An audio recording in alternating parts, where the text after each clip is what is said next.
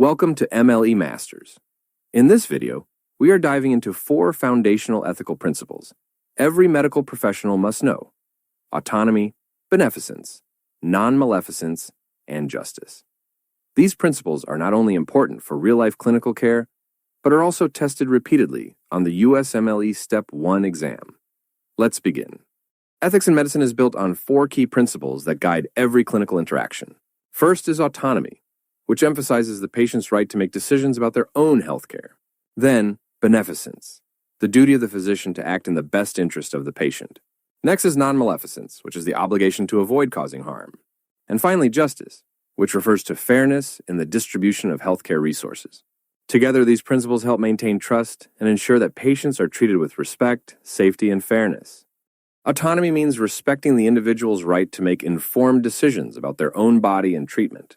As physicians, we must provide full disclosure, obtain informed consent, and uphold confidentiality. If a patient refuses treatment, even life-saving, that is their right, provided they have decision-making capacity. Violating autonomy includes pressuring patients into procedures or withholding vital information. This principle is at the heart of informed consent and is tested frequently on the USMLE. Beneficence means always acting in the best interest of the patient. This could mean performing surgery to save a life or recommending a vaccine to prevent disease. However, beneficence can sometimes conflict with autonomy. A patient may refuse what we believe is best. In such cases, autonomy usually takes precedence, unless the patient lacks capacity. Balancing beneficence and autonomy is often a theme in ethical dilemmas. Non-maleficence is the commitment to, first, do no harm. Every medical intervention has risks: a surgery, a chemotherapy drug, or even a basic medication. Our role is to weigh the potential benefit against the potential harm and act only if the benefit justifies the risk. For example, chemotherapy causes serious side effects but may cure cancer. So it is acceptable under non-maleficence. This principle helps guide medical decision-making when harm is unavoidable. Justice means treating patients fairly and distributing resources equitably. It does not necessarily mean treating everyone the same, but rather based on need and urgency. An example is triage. A battlefield surgeon must prioritize the most salvageable patients first. Justice also involves addressing health disparities and ensuring equal access to care for all patients, regardless of socioeconomic background. To summarize, autonomy is the right to choose. Beneficence means doing good for the patient. Non-maleficence means avoiding harm. Justice means fairness in healthcare delivery.